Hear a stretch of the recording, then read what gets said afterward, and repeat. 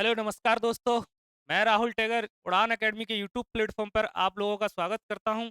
और आज हम पढ़ने जा रहे हैं अपनी करंट अफेयर की क्लास। 13 मई की करंट अफेयर हम देखेंगे। तो करंट अफेयर की बात राहुल सर के साथ, एग्जाम कोई भी हो इससे बाहर कुछ भी नहीं। आपने पिछली क्लासेस देखी होंगी सारी, तो उनके शॉर्ट्स नोट्स बनाते चलना। तो आज का हमारा पहला प्रश्न ये रहा। हाल ही में राष्ट्रीय प्रौद्योगिकी दिवस कब मनाया गया है?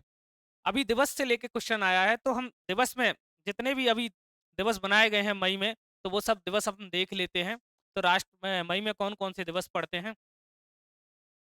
तो 1 मई को कौन सा दिवस होता है?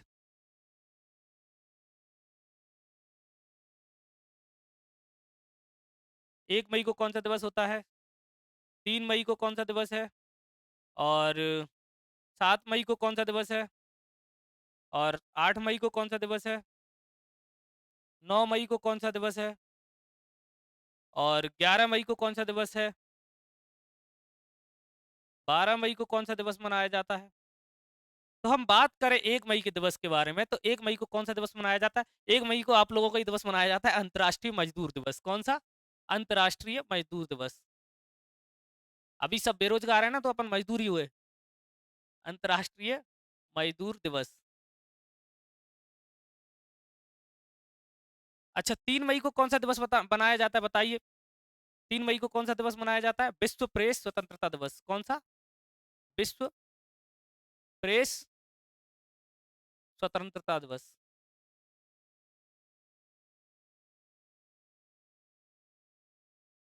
अच्छा, 7 मई को कौन सा दिवस मनाया जाता है? तो 7 मई को कौन सा दिवस मनाया जाता है? रविन्द्रनाथ टैगोर जयंती मनाई जाती है। और विश्व पर्यटन दिवस 7 मई को मनाया जाता है। कब? 7 मई को। क्या? विश्व पर्यटन दिवस। विश्व पर्यटन दिवस। और क्या मनाया जाता है 7 मई को? रविन्द्रनाथ टैगोर जयंती। कौन सी? रविन्द्रनाथ टैगोर जयंती।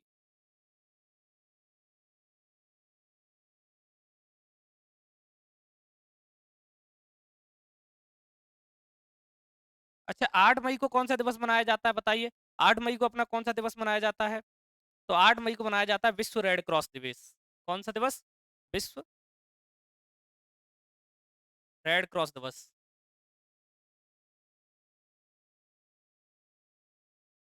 कौन सा दिवस मनाया जाता है 8 मई को? विश्व रेड क्रॉस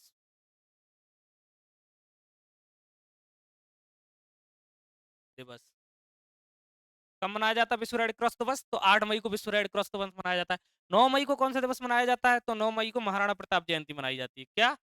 महाराणा प्रताप जयंती।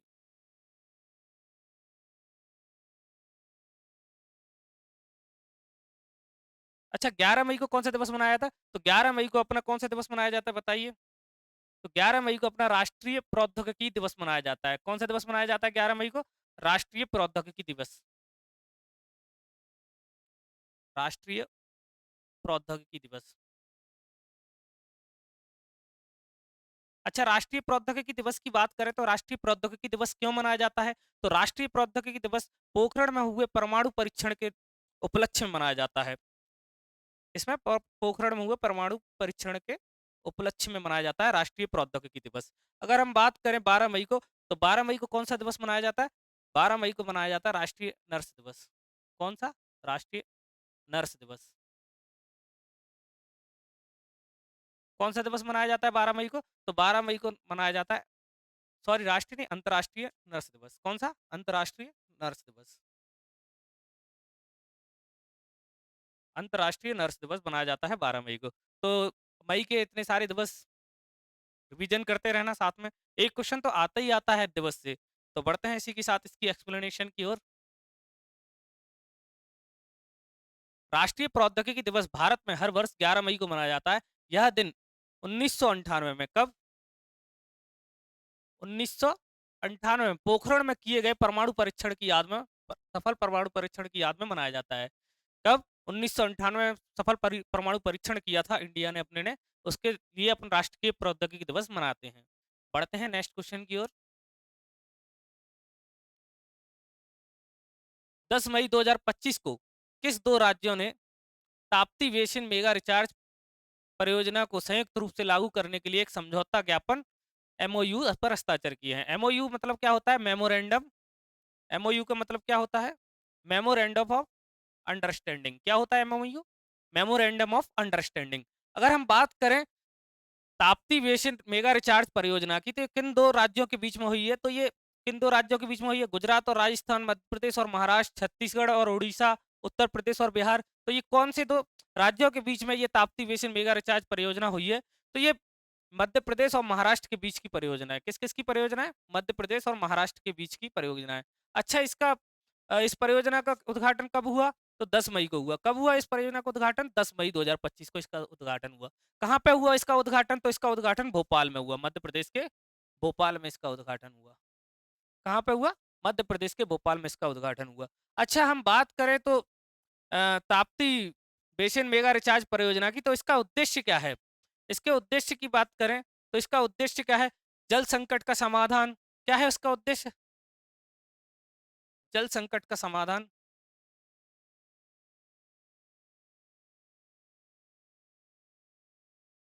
और क्या है? पीने के पानी की आपूर्ति को सुनिश्चित करना। क्या है? पीने के पानी की आपूर्ति को सुनिश्चित करना। और क्या है? सिंचाई में बढ़ावा देना, सिंचाई के लिए पानी।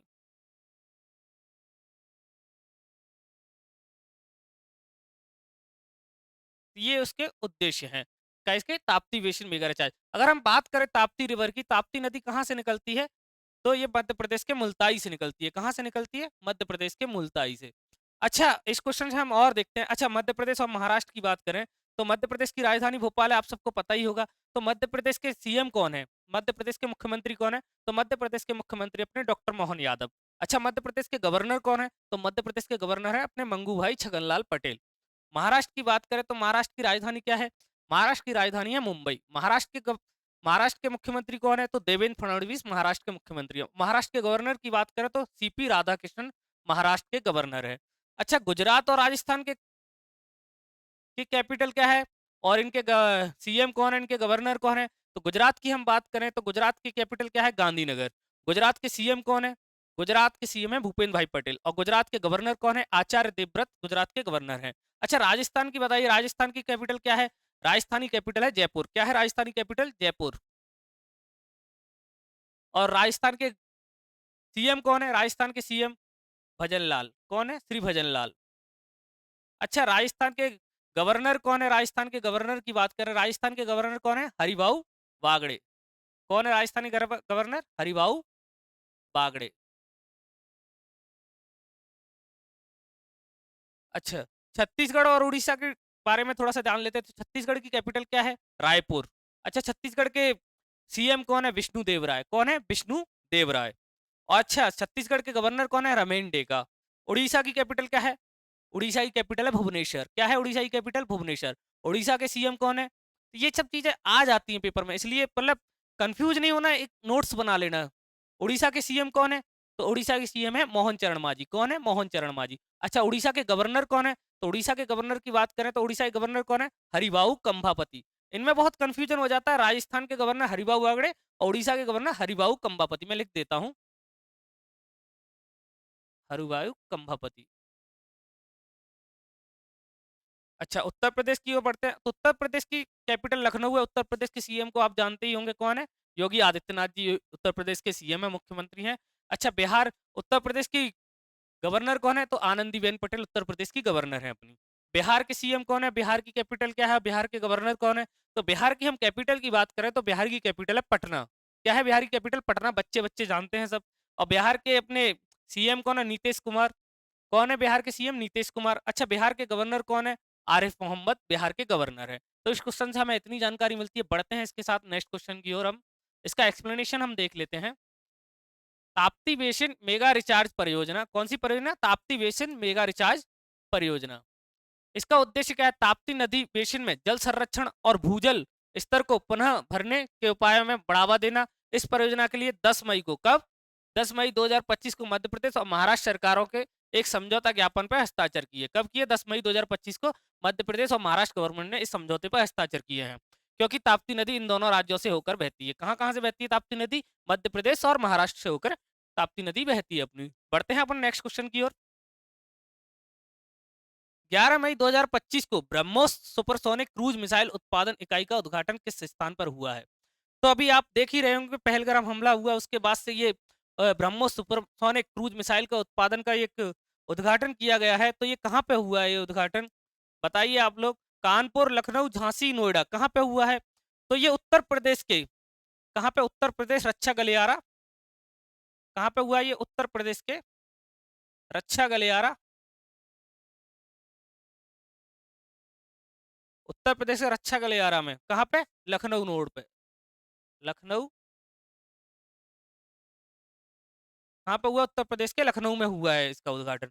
अच्छा, हम बात करें इसका उद्घाटन कब हुआ है, तो 11 मई 2025 को इसका उद्घाटन हुआ है। कब हुआ है? 11 मई 2025 को। अच्छा, ये किस प्रकार की मिसाइल है? तो ये supersonic, BrahMos supersonic cruise missile है। कैसी मिसाइल है?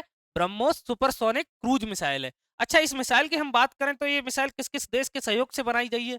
किस किस देश के सहयोग से? तो भारत और रूस की ये संयुक्त, भारत प्लस रूस, भारत और रूस की ये मिसाइल है। भारत और रूस ने मिलकर इसको डेवलप किया है। अगर हम बात करें इस मिसाइल की, तो यह मिसाइल की, इसकी गति कितनी है? इस मिसाइल की गति कितनी है? तो इसकी गति है 2.8 मैक। कितनी है? 2.8 मैक। अगर हम इसकी लॉन्चिंग की देखें, लॉन्चिंग कहाँ से इसको लॉन्च किया जाता है, तो इसको तीनों जगह से लॉन्च किया जा सकता है। जमीन से भी लॉन्च किया जा सकता है, समुद्र से भी लॉन्च किया जा सकता है, और हवा में भी इसको लॉन्च किया जा सकता है। कैसे? तीनों जगह से इसको लॉन्च किया जाता है। अच्छा, हम इसकी बात करें रेंज की, तो इसकी रेंज क्या है? इसकी रेंज है 290 से 400 किलोमीटर के आसपास इसकी रेंज है। कितनी है? 290 से रेंज, कितनी रेंज है इसकी? 290 से 400 किलोमीटर इसकी रेंज है। तो इस क्वेश्चन से हमें इतनी जानकारी मिलती है। बढ़ते हैं इसी के साथ। अच्छा, इसको, इस उद्घाटन, इस इकाई का उत्पादन किया है, इस इकाई का उद्घाटन किया है, तो इसमें लगभग कितनी लागत है? तो लगभग 300 करोड़ लागत है। लागत की बात करें हम, 300 करोड़। बढ़ते हैं इस क्वेश्चन की एक्सप्लेनेशन की ओर। ब्रह्मोस मिसाइल उत्पादन इकाई उत्तर प्रदेश रक्षा औद्योगिक गलियारे के लखनऊ नोड में स्थापित की गई है। कहाँ पे की गई है? लखनऊ में।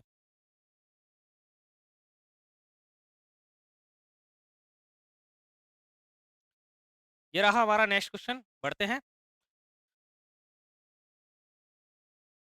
9 मई 2025 को उत्तर प्रदेश के मुख्यमंत्री योगी आदित्यनाथ जी ने विश्व बैंक अध्यक्ष अजय बंगा की उपस्थिति में कौन सी दो परिवर्तनकारी पहलों की शुरुआत की है? तो अभी हाल ही में, कब?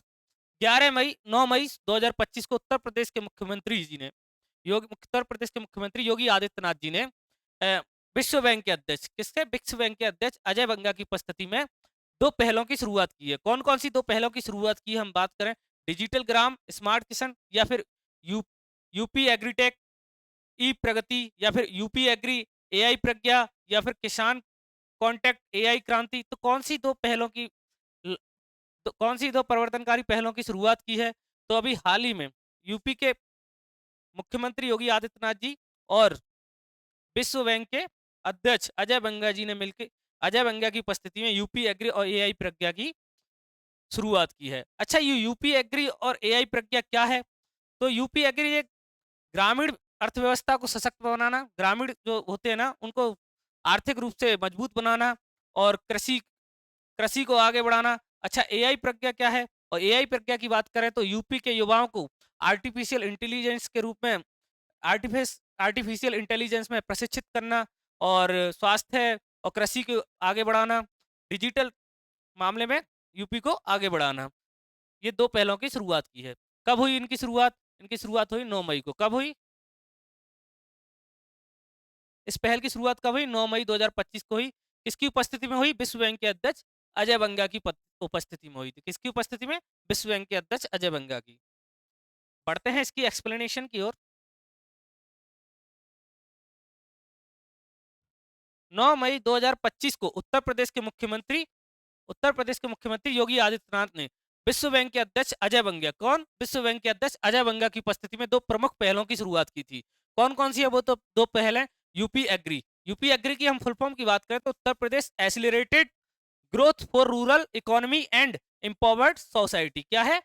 उत्तर Pradesh accelerated growth for rural economy and empowered society. ग्रामीण अर्थव्यवस्था को सशक्त बनाना। क्या है इसका उद्देश्य? ग्रामीण अर्थव्यवस्था को सशक्त बनाना और समावेशी विकास, सभी वर्गों में समान तरीके से विकास, समान अवसर पैदा करना इसका उद्देश्य है। अच्छा, एआई प्रज्ञा से हम क्या समझते हैं? एआई प्रज्ञा कौन सी पहल है? एआई प्रज्ञा में कौन क्या आएगा? तो एक कृत्रिम बुद्धिमत्ता एआई आधारित पहल जो नीति निर्माण और प्रशासनिक निर्णयों में डेटा संचालित दृष्टिकोण को प्रोत्साहित करती है। मतलब इसका मतलब होता है एआई प्रज्ञा का जो भी युवा हैं उनको एआई आर्टिफिशियल इंटेलिजेंस के रूप में प्रशिक्षित करना और डिजिटल के लिए यूपी को तत्पर तैयार करना।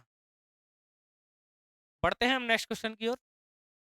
निम्न में से कौन सी 3 सामाजिक सुरक्षा योजनाएं 9 मई 2025 को अपनी 10वीं वार्षिक वर्षगांठ पर पहुंची, जिन्हें प्रधानमंत्री नरेंद्र मोदी ने 9 मई 2015 को शुरू किया गया था?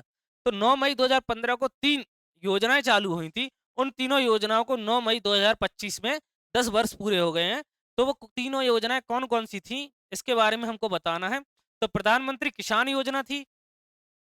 कौन कौन सी थी प्रधानमंत्री किसान योजना? आयुष्मान भारत, सुकन्या समृद्धि योजना, या फिर प्रधानमंत्री जीवन ज्योति बीमा योजना, प्रधानमंत्री सुरक्षा बीमा योजना, अटल पेंशन योजना, या फिर जनधन योजना, डिजिटल इंडिया, स्टार्टअप इंडिया, मुद्रा योजना, स्मार्ट सिटी मिशन, या उज्ज्वला योजना। तो कौन कौन सी वो 3 योजनाएं थी?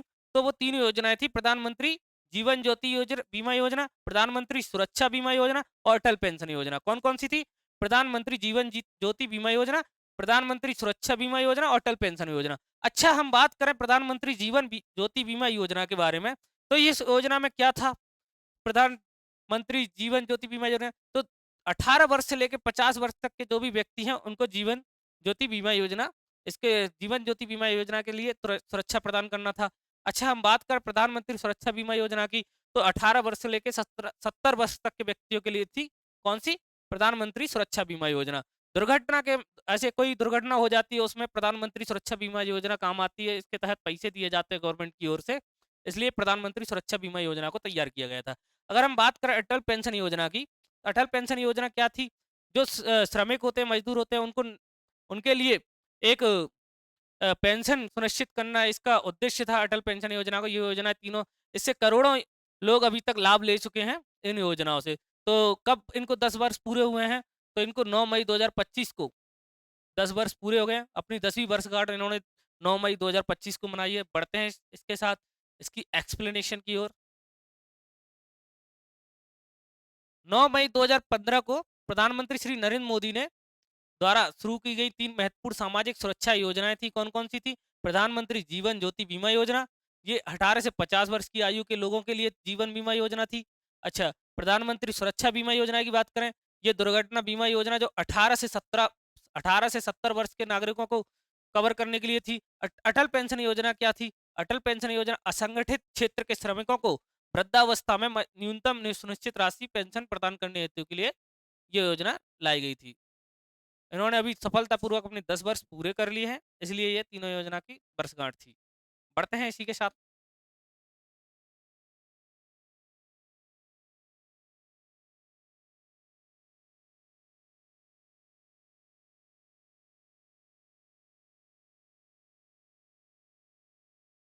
हाल ही में किसे राष्ट्रीय सुरक्षा सलाहकार बोर्ड एनएसएबी के चेयरमैन के नियुक्त किया गया है? आपको पता ही होगा एनएसएबी के रूप में किसे नियुक्त किया गया? अभी चल ही रहा है टीवियों पे, आलोक जोशी जी को एनएसएबी राष्ट्रीय सुरक्षा सलाहकार परिषद में इनको नियुक्त किया गया। किसको? आलोक जोशी जी को। अच्छा, राजीव महर्षि के बारे में आप जानते हैं क्या? राजीव महर्षि कौन है? तो ये भारत के नियंत्रक महालेखा परीक्षक हैं। कौन? राजीव महर्षि। अच्छा, विक्रम मिश्री कौन है? ये विदेश सचिव है। अभी आपको देख ही रहो, पहलगाम अटैक के बाद से बहुत बार प्रेस कॉन्फ्रेंस के माध्यम से इन्होंने प्रेस कॉन्फ्रेंस लिया, आपने ध्यान दिया हो, तो ये विक्रम मिश्री है। कौन है? विक्रम मिश्री। कौन है ये? विक्रम मिश्री विदेश सचिव है। कौन है? विदेश सचिव।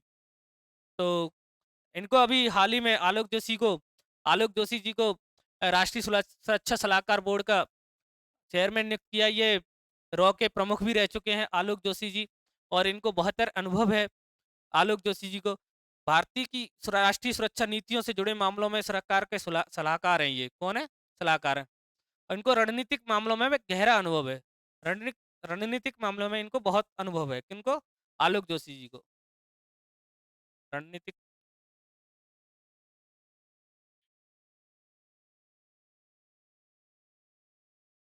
रणनीतिक मामलों का अनुभव है किनको? आलोक जोशी जी को। इनको अभी हाल ही में राष्ट्रीय सुरक्षा सलाहकार बोर्ड का चेयरमैन नियुक्त किया है। पढ़ते हैं इसी के साथ इसकी एक्सप्लेनेशन की।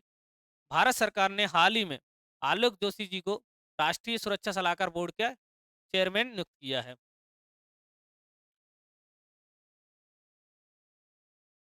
नेक्स्ट क्वेश्चन हमारा, किसे भारत के 52वें मुख्य न्यायाधीश सीजेआई के रूप में नियुक्त किया गया है? तो अभी 52वें सीजेआई नियुक्त किए हैं, तो इनको किसको किया गया है? जस्टिस डीवाई चंद्रचूड़, या फिर जस्टिस संजीव खन्ना जी को, या फिर जस्टिस बी आर गवई को, या फिर जस्टिस सूर्यकांत जी को नियुक्त किया गया है। किसको 52वें मुख्य न्यायाधीश के रूप में नियुक्त किया है? तो अभी हाल ही में जस्टिस बी आर गवई को। किसको? जस्टिस बी आर गवई जी को भारत के 52वें मुख्य न्यायाधीश, 52वें मुख्य न्यायाधीश नियुक्त किया गया है। अच्छा, इनको कब नियुक्त किया गया है? इनकी नियुक्ति कब से होगी? तो इनकी नियुक्ति 14 मई से होगी। कब से होगी? 14 मई से होगी। कब से होगी इनकी नियुक्ति? 14 मई से होगी। अच्छा, इनका कार्यकाल कब तक चलेगा? लगभग इनका कार्यकाल 6 महीने का रहेगा, क्योंकि ये रिटायर हो जाएंगे नवंबर के आसपास। तो इनका कार्यकाल कब तक रहेगा? कब से शुरू होगा इनका कार्यकाल? 14 मई से शुरू होगा, लगभग 6 मंथ चलेगा इनका कार्यकाल, क्योंकि ये रिटायर होने वाले हैं। अच्छा, हम इनकी बात करें, 52वें मुख्य न्यायाधीश जस्टिस बी आर गवई हैं। इनकी नियुक्ति कौन करता है? नियुक्ति किसके द्वारा की जाती है? मुख्य न्यायाधीशों की नियुक्ति किसके द्वारा की जाती है? तो राष्ट्रपति के द्वारा की जाती है। किसके द्वारा की जाती है? राष्ट्रपति द्वारा इनकी नियुक्ति की जाती है। किसके द्वारा? राष्ट्रपति द्वारा इनकी नियुक्ति की जाती है। एक सेकेंड।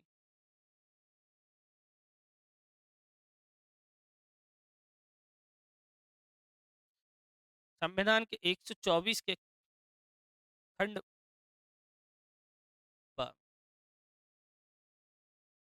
राष्ट्रपति द्वारा की जाती है। किसके द्वारा? राष्ट्रपति के द्वारा इनकी नियुक्ति की जाती है। अच्छा, हम बात करें नियुक्ति की, तो इनकी नियुक्ति राष्ट्रपति द्वारा की जाती है। अच्छा, मुख्य न्यायाधीश बनने के लिए क्या क्या योग्यता होनी चाहिए? तो पहले तो भारत के नागरिक होना चाहिए। दूसरा, किसी भी हाई कोर्ट में इन्होंने लगभग 5 वर्ष का अनुभव होना चाहिए, या फिर 10 वर्ष का एडवोकेट, 10 वर्ष तक एडवोकेट रहे हो तो मतलब मुख्य न्यायाधीश बन सकते हैं। अच्छा, ये 52वें अपने मुख्य न्यायाधीश हैं, जस्टिस बी आर गवई। इनका पूरा नाम क्या है? जस्टिस बी आर गवई का पूरा नाम बताइए। और इससे पहले कौन थे? 51वें मुख्य न्यायाधीश कौन थे? तो 51वें मुख्य न्यायाधीश कौन थे बताइए? 51वें मुख्य न्यायाधीश थे संजीव खन्ना जी। कौन थे? संजीव खन्ना जी 51वें थे। अच्छा, 50वें कौन थे? Justice D Y Chandrachud. ये 50वें सीजीआई थे। कौन थे? 50वें सीजीआई। अगर हम बात करें जस्टिस सूर्यकांत जी की, तो ये लग माना जा रहा है कि ये भारत के 53वें मुख्य न्यायाधीश होंगे। कौन? जस्टिस सूर्यकांत त्रिपाठी जी। जस्टिस सूर्यकांत जी कौन से होंगे? 53वें सीजीआई होंगे। तो इस क्वेश्चन से हमें इतनी जानकारी मिलती है। बढ़ते हैं। इनको जस्टिस बी आर गवई जी को अपनी निष्पक्षता के लिए जाना जाता है।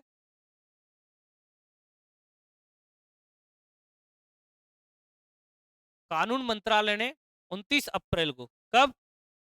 कानून मंत्रालय ने कब? 29 अप्रैल 2025 को अधिसूचना जारी कर जस्टिस बी आर गवई जी को भारत के 52वें मुख्य न्यायाधीश के रूप में नियुक्त किया है।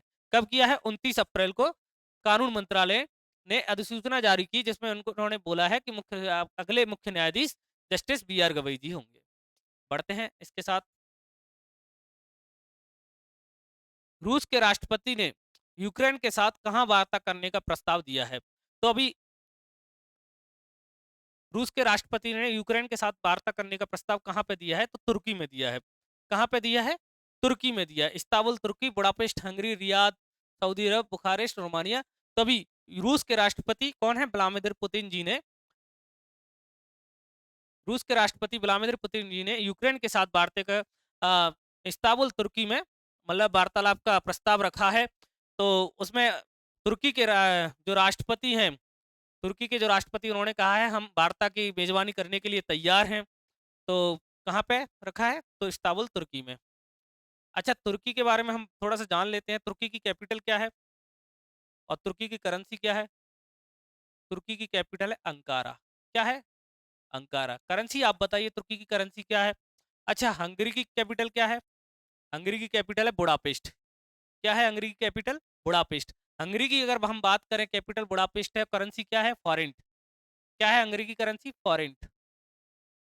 अच्छा, सऊदी अरब की कैपिटल क्या है? सऊदी अरब की कैपिटल है रियाद। अच्छा, सऊदी अरब की करेंसी क्या है? सऊदी अरब की करेंसी है रियाल। क्या है? रियाल। अच्छा, रोमानिया की कैपिटल क्या है? बुचारेस्ट। क्या है? बुचारेस्ट। अच्छा, इसकी करेंसी क्या है रोमानिया की? तो रोमानिया की करेंसी है ल्यू। क्या है रोमानिया की करेंसी? ल्यू। अच्छा, तुर्की की करेंसी बताइए, तुर्की की करेंसी पूछा था मैंने आपसे, तुर्की की करेंसी क्या है? तुर्की की करेंसी है लीरा। क्या है? लीरा। तो बढ़ते हैं इसकी एक्सप्लेनेशन की ओर। राष्ट्रपति व्लादिमीर पुतिन ने हाल ही में यूक्रेन के साथ इस्तांबुल तुर्की में, कहां पे? इस्तांबुल तुर्की में प्रत्यक्ष वार्ता करने का प्रस्ताव रखा है। तुर्की के राष्ट्रपति रेसेप तय्यप एर्दोगान, कौन? रेसेप तय्यप एर्दोगान ने पुतिन को सूचित किया है कि तुर्की इस वार्ता की मेजबानी करने के लिए तैयार है। बढ़ते हैं इसी के साथ हम नेक्स्ट क्वेश्चन की ओर। हाल ही में निवेशकों, दीर्घकालिक पर्यटकों और विदेशी पेशेवरों को आकर्षित करने के लिए कौन सा देश 10 वर्षीय गोल्डन वीजा कार्यक्रम शुरू करने जा रहा है? तो कौन सा देश गोल्डन वीजा कार्यक्रम शुरू करने जा रहा है? तो जर्मनी शुरू करने जा रहा है, या फिर जापान, वियतनाम, या फिर इनमें से कोई नहीं। तो कौन सा देश गोल्डन वीजा की शुरुआत करने वाला है? तो अभी गोल्डन वीजा की शुरुआत वियतनाम करने वाला है। कौन करने वाला है? वियतनाम। वियतनाम गोल्डन वीजा की शुरुआत करने वाला देश बनने जा रहा है। अच्छा, गोल्डन वीजा के तहत इसमें क्या होगा? क्या होगा वियतनाम में? तो वियतनाम में जो जो पर्यटक ज्यादा समय के लिए घूमने जाते हैं, ज्यादा समय के लिए रुकने जाते हैं, या फिर जो ऐसे के निवेशक जो वहां निवेश करना चाहते हैं, या फिर विदेशी पेशेवरों को आकर्षित करने के लिए ये गोल्डन वीजा दिया जा रहा है। तो वियतनाम में, वियतनाम दे रहा है गोल्डन वीजा। तो वियतनाम की कैपिटल क्या है? वियतनाम के बारे में हम थोड़ा सा जान लेते हैं। वियतनाम की कैपिटल है हनोई। क्या है? वियतनाम की कैपिटल हनोई। क्या है वियतनाम की कैपिटल? हनोई। और यहाँ की करेंसी क्या है? डोंग। करेंसी क्या है? डोंग। अच्छा, जापान की बात करें, जापानी कैपिटल और करेंसी क्या है? जापानी कैपिटल है टोक्यो। करेंसी क्या है जापानी? येन। जर्मनी की कैपिटल क्या है? बर्लिन। क्या है जर्मनी की कैपिटल? एक सेकंड, ये दिख नहीं रहा होगा आपको, दूसरा पेन ले लेते हैं। जर्मनी की कैपिटल क्या है? बर्लिन। अच्छा, जर्मनी की करेंसी क्या है? यूरो। क्या है जर्मनी की करेंसी? जर्मनी की करेंसी अपनी यूरो। क्या है जर्मनी की करेंसी? यूरो। बढ़ते हैं इसी के साथ इसकी एक्सप्लेनेशन की ओर। वियतनाम ने हाल ही में एक 10 वर्षीय गोल्डन वीजा कार्यक्रम शुरू करने की घोषणा की है। इस कार्यक्रम का उद्देश्य क्या है? इस कार्यक्रम का उद्देश्य के बारे में हम बात कर रहे हैं। तो इस कार्यक्रम का उद्देश्य उच्च कुशल पेशेवरों या फिर विदेशी निवेशकों और लंबी अवधि के लिए पर्यटकों को आकर्षित करना इसका उद्देश्य है। बढ़ते हैं हम आज का हमारा लास्ट क्वेश्चन। चावल के पैन जीनोम परियोजना का मुख्य उद्देश्य क्या है? जो चावल के जो पैनम जीनोम जो परियोजना है उसका मुख्य उद्देश्य क्या है? चावल की नई किस्मों का व्यवसायीकरण करना। क्या है इसका मुख्य उद्देश्य? चावल की नई किस्मों का व्यवसायीकरण करना, या फिर चावल में चीनी की मात्रा बढ़ाना, या फिर जलवायु परिवर्तन के अनुकूल नई चावल किस्में विकसित करना, या फिर चावल का उत्पादन पूरी तरह से बंद करना। तो क्या है पेनजीनोम चावल का परियोजना का मुख्य उद्देश्य? हम इसके मुख्य उद्देश्य की बात करें तो क्या है इसका मुख्य उद्देश्य? तो इसका मुख्य उद्देश्य है जलवायु परिवर्तन के अनुकूल नई चावल किस्में पैदा करना। क्या है इसका उद्देश्य? जलवायु परिवर्तन के अनुकूल नई चावल किस्में विकसित करना। बढ़ते हैं इसकी एक्सप्लेनेशन की ओर। पेनजीनोम के बारे में हम थोड़ा सा जान लेते हैं।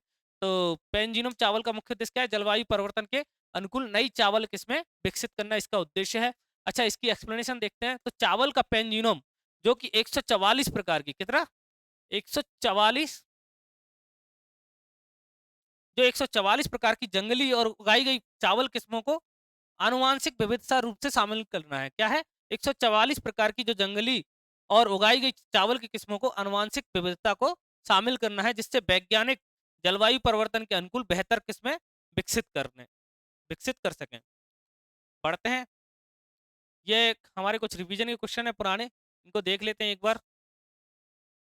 रसेल वाइपर के लिए बेनम मैप्स किस संस्थान ने विकसित किया है ताकि सर्पदंश के इलाज में मदद मिल सके? तो रसेल वाइपर के लिए जो ऐसे अलग अलग जलवायु में, अलग अलग तापमान में अलग अलग तरीके के रसेल वाइपर पाए जाते हैं, सांप पाए जाते हैं, जिनके जहर के लिए मतलब उच्च इलाज मिल सके, उसके लिए किस साइंस मतलब किस इंस्टीट्यूट ने मतलब किसने विकसित किया है बेनम मैप्स ने?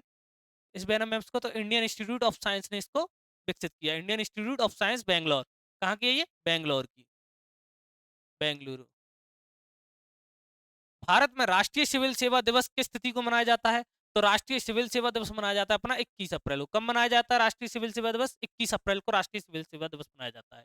अप्रैल 2025 में किस प्रमुख वैश्विक व्यक्ति के निधन पर भारत ने 3 दिन का राजकीय शोक घोषित किया था? तो पोप फ्रांसिस जी के निधन पर भारत ने 3 दिन का राजकीय शोक घोषित किया था। गूगल द्वारा हाल ही में लॉन्च किए गए नए कंप्यूटर चिप का नाम क्या है? तो गूगल द्वारा लॉन्च किए गए नए कंप्यूटर चिप का नाम है आयरन बोर्ड। क्या है? Iron board. क्या नाम है गूगल द्वारा लॉन्च किए गए नए कंप्यूटर चिप का? आयरन बोर्ड इसका नाम है। दुनिया का सबसे ऊंचा पुल हुआजियांग ग्रैंड कैनियन ब्रिज किस देश में बनाया जा रहा है? तो किस देश में बनाया जा रहा है? चीन में। दुनिया का सबसे ऊंचा पुल बनाया जा रहा है चीन में। किस नदी पे बनाया जाता है? कहां पे बनाया जा रहा है? इस पुल का नाम क्या है? Huajiang grand canyon bridge. कौन सा ब्रिज है? Huajiang grand canyon bridge. कौन सा देश बहुराष्ट्रीय वायु अभ्यास डेजर्ट फ्लैग 10 की मेजबानी कर रहा है? तो कौन सा देश कर रहा है बहुराष्ट्रीय वायु अभ्यास डेजर्ट फ्लीट 10 की मेजबानी? कौन कर रहा है? तो यूएई इसकी मेजबानी कर रहा है। कौन? संयुक्त अरब अमीरात। कौन मेजबानी कर रहा है? संयुक्त अरब अमीरात इसकी मेजबानी कर रहा है। भारत का पहला prototype fast breeder reactor PFBR किस राज्य में स्थित है? तो किस राज्य में स्थित है? तमिलनाडु में भारत का पहला पीएफबीआर तमिलनाडु में स्थित है। कौन सा? पहला, भारत का पहला prototype fast breeder reactor PFBR कहां पे? किस राज्य में? तो तमिलनाडु में। किस राज्य ने डीपीएम फ्लेमिंगो झील को संरक्षण आरक्षित क्षेत्र घोषित किया है? तो किस राज्य ने किया है? तो महाराष्ट्र ने किया है डीपीएस को। किसने किया है? महाराष्ट्र ने। हाल ही में वित्त मंत्रालय में राजस्व सचिव के रूप में किसे नियुक्त किया है? तो वित्त मंत्रालय में राजस्व सचिव के रूप में किसको नियुक्त किया गया है? तो अरविंद श्रीवास्तव जी को नियुक्त किया गया है। किसको नियुक्त किया है? अरविंद श्रीवास्तव के वित्त मंत्रालय में राजस्व सचिव के रूप में नियुक्त किया गया है। लास्ट क्वेश्चन हमारा आज का, किस देश ने रेयर अर्थ एलिमेंट्स और मैग्नेट के निर्यात पर प्रतिबंध लगाया है? तो किसने लगाया है? चाइना ने। किसने लगाया प्रतिबंध रेयर अर्थ एलिमेंट्स पे? चाइना ने प्रतिबंध लगाया है। आज के लिए इतना ही, मिलते हैं फिर कल। यह हमारा ऑफलाइन सेंटर है। हमारा एड्रेस है 46 Archana tower, Indrapuri C sector, Bhopal में। यह हमारा ऑफलाइन सेंटर है। अगर आपको अच्छा लगे तो आप आइए, एक बार विजिट करिए हमारा चैनल। और ऑफलाइन भी क्लासेस चल रही हैं हमारे यहाँ। अगर आपको मेरी क्लास अच्छी लगी हो तो लाइक करें, शेयर करें और सब्सक्राइब करना तो बिल्कुल ही ना भूलें। जय श्री राम।